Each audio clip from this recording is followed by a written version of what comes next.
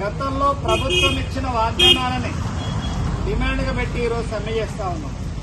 ఈ రోజు కూర్చున్న దౌర్భాగ్యం ఏంటంటే, అయ్యా మేము కష్టం చేసినాం, 6 నెలలు అయిపోయింది, మా కుటుంబం గడిచే పరిస్థితి లేదు, నెల ఉంటేనే గడిచే పరిస్థితి లేదు, మరి 6 నెలలు పెండింగ్లో ఉన్నాయి, మరి మీరు నిద్రపోయిరా ఏం చేస్తున్నారు అని చెప్పి ఇవాళ ఆ నిద్రపోయేటోళ్ళు లేపడం కోసమే ఇలా పోరాటం అనే జెండా బట్టి ఈరోజు నిరవధిక సమ్మెకు కూర్చున్నామని చెప్పి ఈ సందర్భంగా ప్రభుత్వానికి తెలియజేస్తా ఉన్నాం.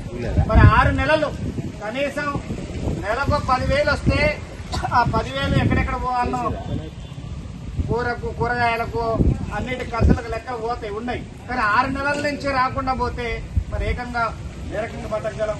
ఇచ్చేది 9,500. ఆ 9,500లో కూడా కొన్ని గ్రామ పంచాయతీలో పంచి ఇస్తున్న పరిస్థితి ఉన్నది. మరి అందుకే ఈ చాలని వేతనం, ఈ 9,500 ఇది సరిపోదు, పెరిగిన ధరలకు అనుగుణంగా వేతనాలు పెంచాలని చెప్పి కూడా ఈ సందర్భంగా మనం డిమాండ్ చేస్తా ఉన్నాం. ఇవాళ 9,500తో కుటుంబం